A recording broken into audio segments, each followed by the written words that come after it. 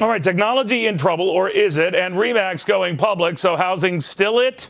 We blitz. Time to put pen to paper and see if you buy or sell. And here to get us going, Gary Kalpam and Derrick Kinney. Gentlemen, welcome. Up first, technology out of gas. My pleasure. A new study out that shows gadget sales are petering out. Customers ain't wowed, and apparently they're not paying. First of all, when you think about companies like Apple, you've got companies like Google. Those are the bellwether stocks that form leadership for these other sectors.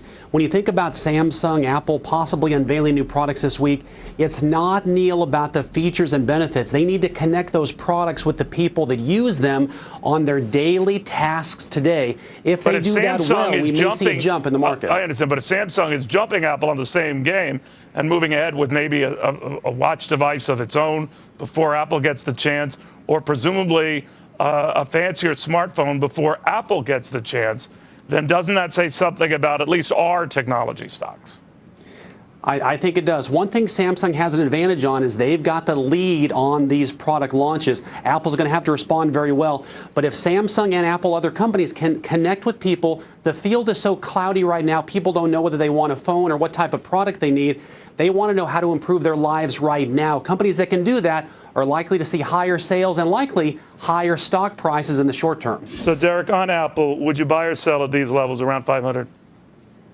Well, it's all based on a long-term portfolio. Right. Apple is one that doesn't ask their customers, what do you want? They tell you what you want and why you need to buy it. Apple's unique in that if you've got a long-term conviction, it could be a stock to own long-term, but there's going to be some bumps along the way. All right, finally, gentlemen, who says housing has had it? Sure, rates are rising. Some home sales have slowed, but none of that stopping real estate giant RE/MAX from pushing an IPO just the same. The plans are apparently to use the 100 million smackers it hopes to get to keep investing in a housing recovery in which it still believes. 71% of all mortgage originations are refinancing, so there's a big refi boom. If the worry about interest rates continues, we may see that start to taper off. Keep in mind, by the time a hot stock tip gets to the average consumer, it has cooled quite a bit.